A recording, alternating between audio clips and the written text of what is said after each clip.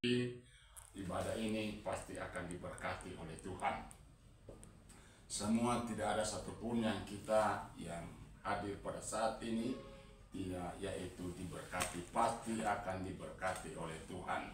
Nah, untuk itulah mari Bapak Ibu, saudara-saudara dimanapun kita berada, siapkan hati kita, pikiran kita, jiwa kita, roh kita untuk yaitu memberikan tempat kepada yaitu firman Allah untuk berbicara, karena firman Allah itu adalah hidup. Dia adalah saudara-saudara kasih oleh Tuhan kekal sampai selama-lamanya.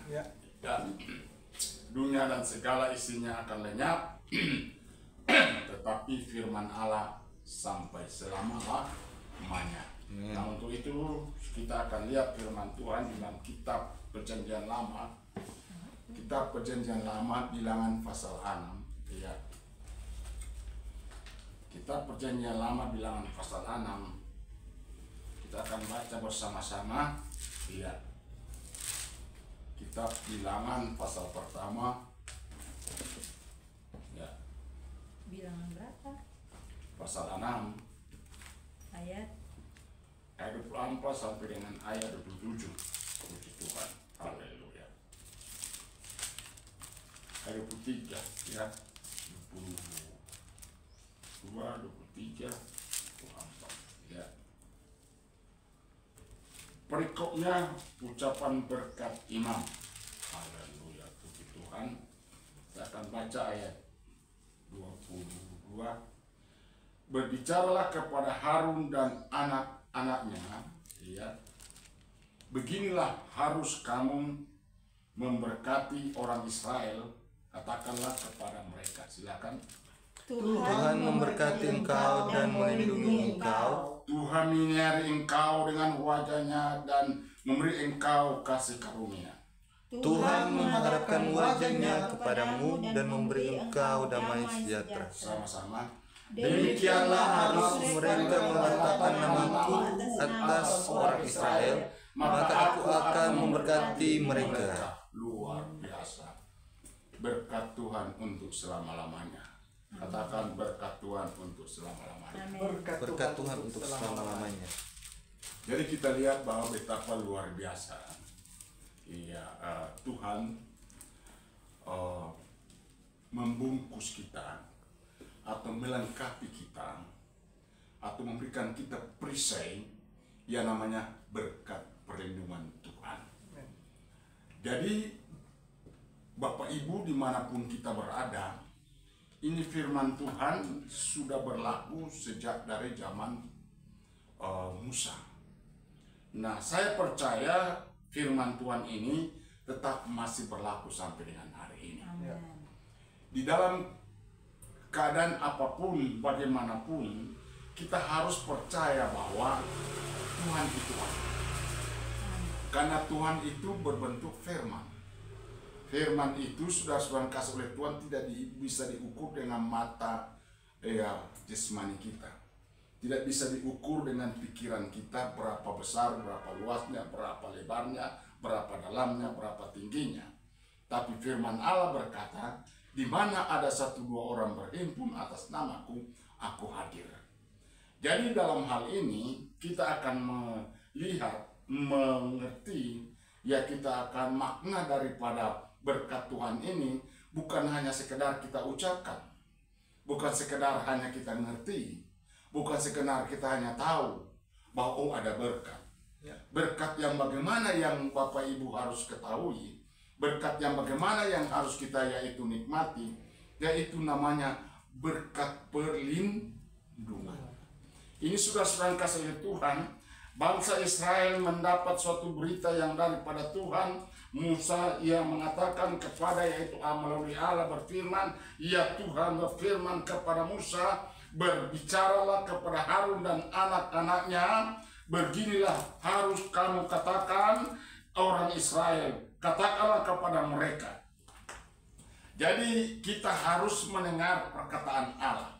Katakanlah kepada mereka, dikatakan di sini bahwa ayat Tuhan memberkati mereka, engkau dan melindungi engkau. Luar biasa. Tuhan memberkati kita dan melindungi kita. Itu sebab versi yang diambil oleh Raja Daud, dia berkata, aku melayangkan mataku ke gunung-gunung. Dari manakah pertolonganku, perlindunganku? Pertolonganku hanya datang daripada pihak Tuhan. Coba ayat baca dalam Mazmur pasal 121 ayat pertama sampai selesai. Ini versinya Mazmur, ini versinya Daud. Ini adalah salah satu iman keyakinan Daud terhadap Tuhan sebagai seorang raja. Firman Tuhan. Bagaimana firman Tuhan? Aku melayangkan mataku ke gunung-gunung. Aku melayangkan mataku ke gunung-gunung. Dari manakah akan datang pertolongan? Dari manakah datangnya perlindungan atau pertolonganku? Pertolonganku ialah dari Tuhan. Pertolonganku adalah dari pihak Tuhan yang menjadikan langit dan bumi. Terus Ia takkan membiarkan kakimu goyah. Penjagamu tidak akan terlelap. Terus sesungguhnya tidak terlelap dan tidak tertidur penjaga Israel. Terus Tuhanlah penjagamu, Tuhanlah naunganmu di sebelah tangan kananmu. Matahari tidak menyakiti engkau pada waktu siang. Amin. Atau bulan pada waktu malam. Amin. Tuhan akan menjaga engkau terhadap segala kecelakaan. Ia akan menjaga nyawamu. Tuhan akan menjaga keluar maksudmu dari sekarang sampai selama-lamanya. Amin. Jadi kita lihat, terima kasih, silakan duduk. Kita lihat, kita bukan hanya ikut-ikutan menjadi orang Kristen. Kita bukan hanya menjadi orang pendengar saja. Kita bukan hanya menjadi orang yang fasik. Tapi mari fungsikan iman percaya kita. Fungsikan keyakinan kita bahwa Tuhan itu adalah Tuhan yang menolong, Tuhan yang memberkati, Tuhan yang melindungi, Tuhan yang menjaga. Bayangkan Raja Daud sebagai seorang raja, dia lengkap dengan segala fasilitas karena sebagai seorang raja. So pasti DP para bawahan, pelindung, para tentara, semua bahkan ada, kalau istilah sekarang ada yaitu bagian kesehatan, kan, bagian semua lengkap, tidak ada yang terlengkap. Tetapi itu tidak cukup bagi Daud. Dia mempunyai suatu spiritual, mempunyai suatu keyakinan bahwa di luar daripada apa yang dia lihat ada lebih daripada yang dia lihat, yaitu pertolongan Tuhan, yaitu perlindungan Tuhan, yaitu penjagaan Tuhan. Dia katakan bahwa penjaga Israel tidak pernah terlelap. Penjaga Israel tidak pernah tertidur. Bahkan dia berkata, apabila Tuhan melindungi kita, apabila Tuhan menolong kita, apabila Tuhan beserta kita, matahari siang hari tidak akan menyakiti kita. Bulan pada malam tidak akan yaitu menyakiti kita. Karena penjaga Israel itu tidak pernah terlelap, penjaga Israel itu tidak pernah tertidur, dimanapun kita berada. Bahkan Yesaya berkata pasal 40, Tuhan itu tidak pernah lelah. Yesaya 40 saudara baca. Dan kan Yesaya sendiri itu tentang bagaimana Allah yang terbesar. Siapakah bisa menyamai Allah? Sampai dia berkata, Tuhan berdiri atas bulatan bumi. Zaman dulu, zaman Yesaya, belum ada yaitu satelit yang mengukur, yang mengetahui bumi ini bulat atau rata.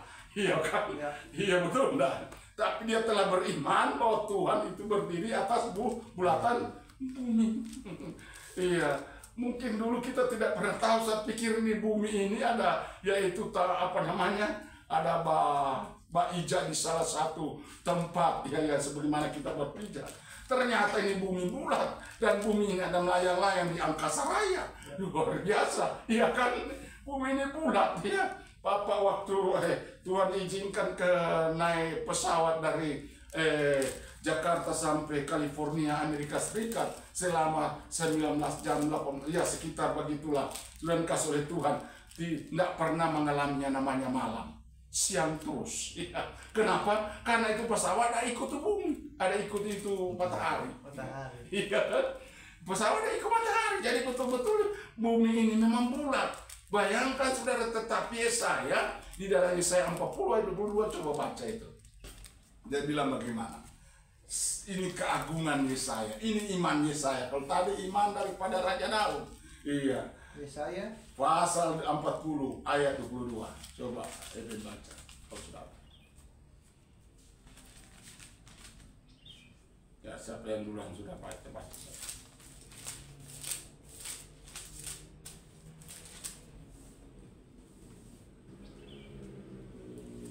Pasal 40 ayat 22.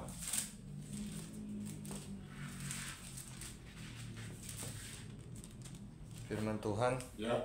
Dia yang bertata di atas bulatan bumi, Dia yang berpijak atau bertakhta atau berdiri atas bulatan bumi, yang penduduknya seperti belalang. Haleluya, puji Tuhan. Dia yang membentangkan langit seperti kain Ya. dan memasangnya seperti kemah kediaman.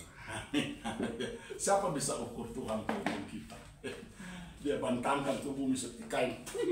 Haleluya. Iya kan? Dia dirikan bumi seperti kemah ya. Bahkan dikatakan siapa bisa yaitu mengukur bumi ini. Bahkan bumi ini dikatakan hanya seperti debu di atas tangan, luar biasa. Jadi Allah itu Allah Maha Besar. Allah yang tidak bisa terukur. Tapi Allah yang besar itu, Allah yang hebat itu, Allah yang luar biasa itu telah hadir di bumi ini, saudara-saudara kasih oleh Tuhan, iya, melalui kehadiran Yesus Kristus. Ada amin. Dia adalah Tuhan, dia adalah Allah yang sebenarnya. Jadi kita lihat bahwa di sini firman Tuhan nyata bahwa ia dikatakan Tuhan memberkati engkau dan melindungi engkau. Jadi kita harus beriman, percaya dimanapun kita berada, berkat Tuhan tidak pernah meninggalkan kita. Amin. Berkat Tuhan tidak pernah yaitu ya jauh daripada kita. Berkat itu ada di sekitar kita. Kenapa? Tuhan melindungi kita. Bayangkan kalau kita panas, kita berlindung bawah payung. Tuhan adalah pelindung saudara dan saya. Dia adalah pelindung yang sempurna, sesempurna-purnanya. Saudara-saudara kasih oleh Tuhan, tidak bisa dapat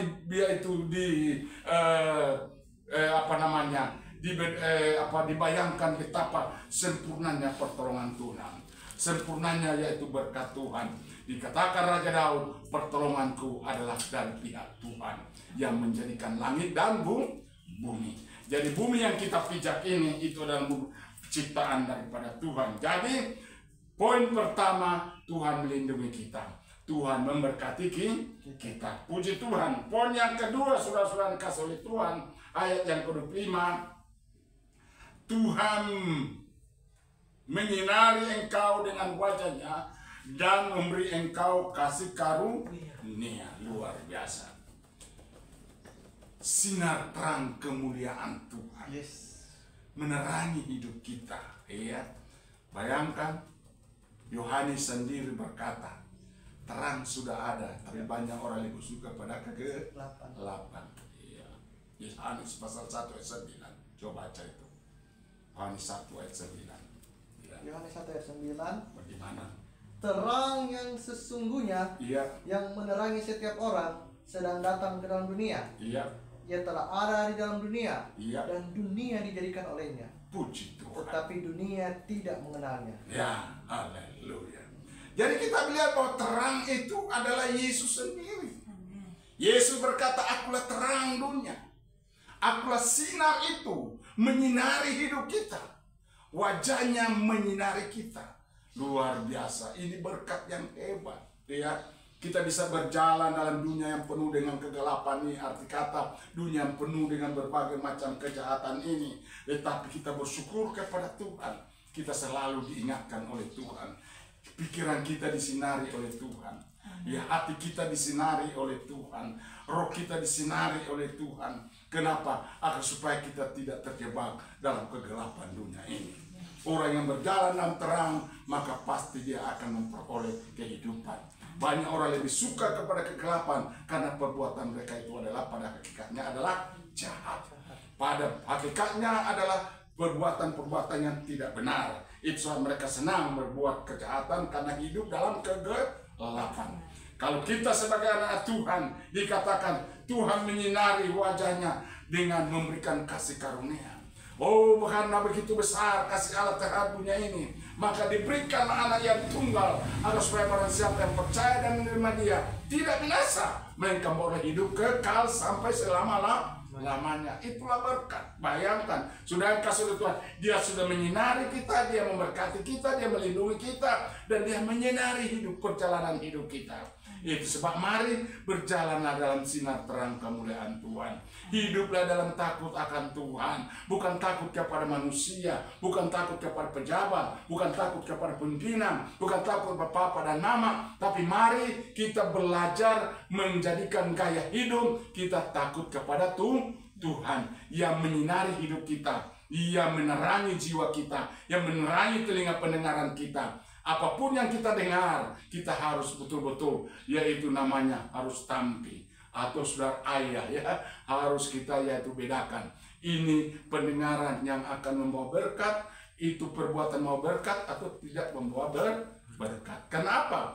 Hati kita terang, jiwa kita terang, telinga kita terang, mata kita terang, pikiran kita terang, semua roh jiwa kita adalah terang. Kenapa? Tuhan menerangi kita. Dengan cara bagaimana Tuhan menerangi kita? Dia ingatkan firman Tuhan. Ya, amin. Dia ingatkan firman Tuhan. Khotbah kemarin luar biasa, dia bilang begini, kalau orang masih mengikuti jangan-jangan itu adalah anak-anak. Tapi kalau kita hidup di dalam menghindari daripada jangan-jangan ini, itulah orang dewasa. Ya, kita menghindari. Ya, kita bukan lagi anak-anak yang jangan ini nak, jangan itu nak. Tapi kita adalah orang-orang yang hebat, yang luar biasa, yang Tuhan mau pimpin agar supaya kita dapat membedakan mana baik dan mana yang jahat. Makanya Tuhan katakan, Tuhan memberkati kita dan menyinari. Tuhan menghadapkan wajahnya. Dia menghadapkan wajahnya. Iya. Siapa wajahnya? Firman Allah. Firman Allah telah menjadi manusia. Dan kita telah melihat kemuliaan dalam Yesus Kristus, yaitu sudah kasih oleh Tuhan dalam anaknya, bukan dijadikan oleh perbuatan manusia, tapi oleh daripada Allah. Jadi firman Allah itu dihadapkan kepada kita. Arti kata kita harus ingat firman Tuhan dimanapun kita berada. Firman Tuhan, kalau kita ingat firman Tuhan, kalau kita yaitu taruh firman Tuhan dalam hati, berarti wajah Tuhan ada dalam hidup kita. Amin. Dia menghadapkan wajahnya dan menyari kita dengan apa? Yaitu kasih karunia-Nya, terang kemuliaannya. Artinya firman Tuhan itu telah menjadi manusia, yaitu adalah wajahnya. Firman itu adalah wajahnya. Amin. Yang harus kita ingat dan kita harus tahu, inilah berkat Tuhan yang luar biasa kalau kita memahami, mendalami sedalam-dalam ini. Dan kemudian poin yang ketiga, Bapak Saudara-saudara kasih Tuhan, ayat yang ke-26. Tuhan menghadapkan wajahnya kepadamu dan memberi engkau kasih karunia. Ayat 27. Demikianlah Tuhan menghadapkan wajahnya kepadamu dan memberi engkau kasih damai sejahtera. Jadi ada damai sejahtera, ada kasih karunia, ada damai sejahtera. Pasal 14 Yohanes ayat 27, coba ayat baca. Apa yang Tuhan berikan. Haleluya. Ini penggenapan firman Tuhan. Yohanes pasal 14 ayat 27.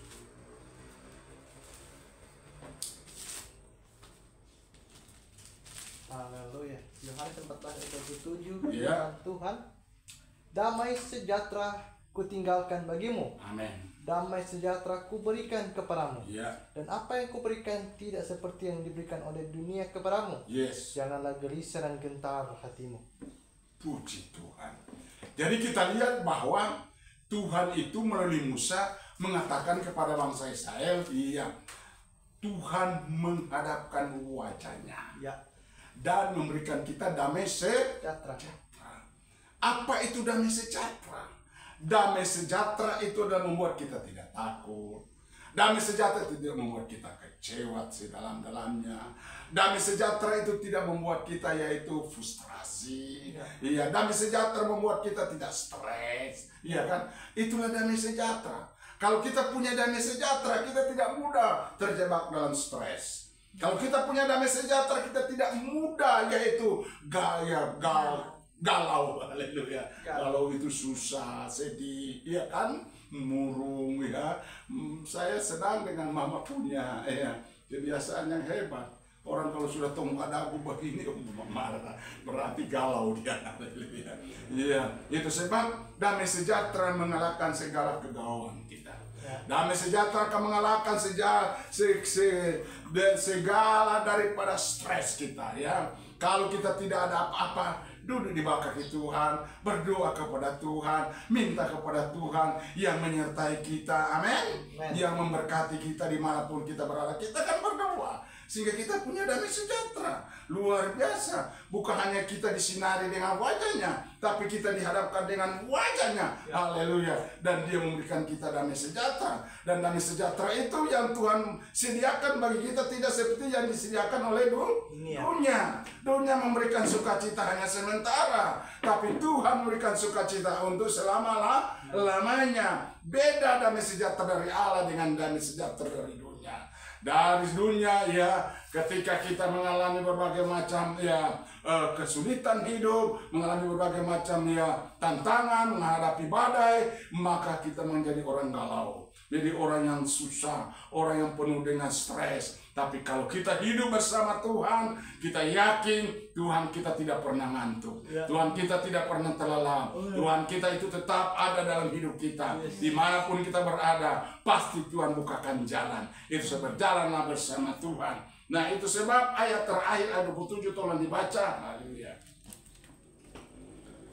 Pasal 6 bilangan ayat 27 kita akan baca bersama-sama. Puji Tuhan. Haleluya. Iya. Demikian kita akan baca 1, 2, 3. Demikianlah harus mereka meletakkan namaku atas orang Israel, maka aku akan memberkati mereka. Waduh, luar biasa.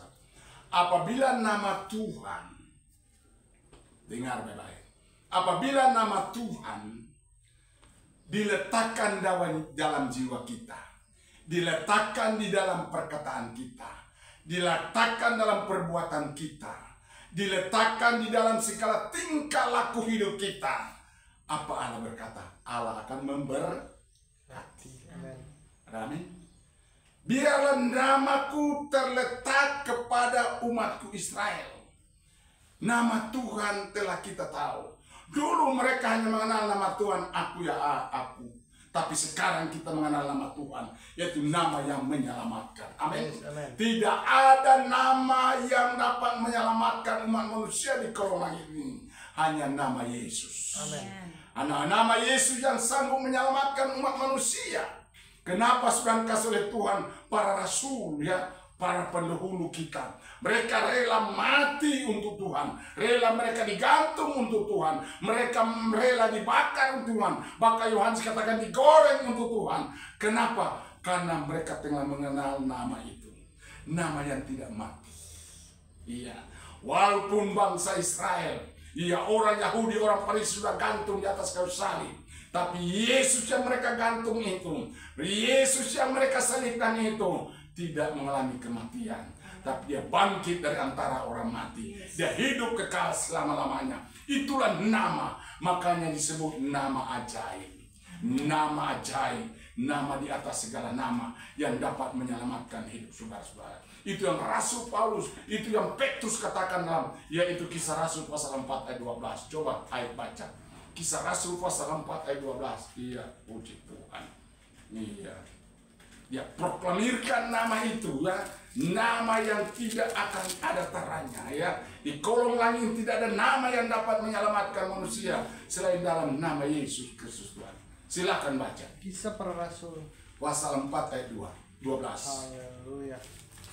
Firman Tuhan, dan keselamatan tidak ada di dalam siapapun juga. Tidak ada siapapun juga Selain di dalam Dia itu Yesus. Sebab di bawah kolong langit ini tidak ada nama lain yang diberikan kepada manusia. Tidak ada nama lain yang diberikan kepada manusia yang olehnya kita dapat diselamatkan. Olehnya kita dapat diselamatkan. Semua agama mengajarkan yang baik. Semua agama, tidak ada agama tidak mengajarkan yang baik. Semua mengajarkan hal-hal yang positif. Tetapi apakah Allah mereka hidup? Apakah Allah yang mereka sembah, Allah mereka percayai, Allah mereka yakini, apakah hidup? Tidak. Haleluya. Hanya Yesus Kristus yang kita sembah, Allah yang hidup. Amin. Hanya Yesus Kristus adalah Allah yang kekal selama-lamanya, yang bangkit dari antara orang mati, yang sudah mati di atas kayu salib untuk menebus segala dosa-dosa kita. Saudara-saudara kasih oleh Tuhan luar biasa. Itu sebab kita berani berkata tidak ada keselamatan di dunia ini selain di dalam Yesus Kristus. Itu sebab mari kita berpegang teguh. Itu sebab Allah berfirman melalui Musa kepada bangsa Israel, letakkanlah nama itu di atas bangsa, pundak di atas bangsa Israel. Arti kata perbuatan kita benar-benar sesuai dengan apa yang kita yaitu sandang. Kalau kita menyandang orang Kristen, jadilah orang Kristen yang benar. Kalau kita menyandang jadi orang hamba Tuhan, jadilah hamba Tuhan yang benar. Jangan sudah menjadi hamba Tuhan hanya yaitu memeras. Jadi hamba Tuhan hanya yaitu sudah dikasih oleh Tuhan. Dia makan makanan yaitu yang dikasih oleh Tuhan. Dan hidup dalam dosa, hidup dalam penipuan, hidup dalam segala berbagai macam korupsi. Saudara-saudara kasih oleh Tuhan, menjadi doa kita, menjadi yaitu pergumulan kita. Betapa luar biasa bangsa kita ini kalau bangsa ini hidup dalam kebenaran. Kalau bangsa ini hidup dalam yaitu betul-betul lurus, tidak ada korupsi, maka bangsa ini tidak akan mengalami yaitu namanya resesi. Kenapa? Karena kaya, bangsa kita inilah kaya, negara kita ini adalah kaya. Itu kata Bapak Presiden Prabowo mengatakan negara kita ini kaya, cuma salah dikelola. Kalau kita kelola dengan benar, kelola dengan kejujuran, semua dari atas sampai bawah sudah kasih hidup dalam sesuai dengan kebenaran. Tidak ada korupsi, tidak ada pepancuri, tidak ada maling. Pasti sudah kasih oleh Tuhan, bangsa kita ini akan diberkati oleh Tuhan. Itu sebab mari kita hari ini kita percaya bahwa Tuhan kita adalah Tuhan yang hebat, Tuhan yang luar biasa, Tuhan yang dahsyat, Tuhan yang ajaib. Nah itu sebab sudah dikasih oleh Tuhan di depan kita telah tersedia yaitu berupa yaitu meja perjamuan. Mari sebelum kita ikuti perjamuan, mari kita akan mau mengadakan introspeksi hidup kita, minta ampun kepada Tuhan, minta layakan untuk kita menerima tubuh dan darahnya. Karena tubuh dan darahnya ini adalah makanan yang sungguh-sungguh dan minuman yang sungguh-sungguh. Di dalamnya kita ada persekutuan dengan Tuhan, dan di dalamnya kita ada pengampunan dosa, bahkan ada kesembuhan jasmani, kesembuhan rohani. Puji Tuhan, Tuhan memberkati kita. Mari kita akan bangkit berdiri.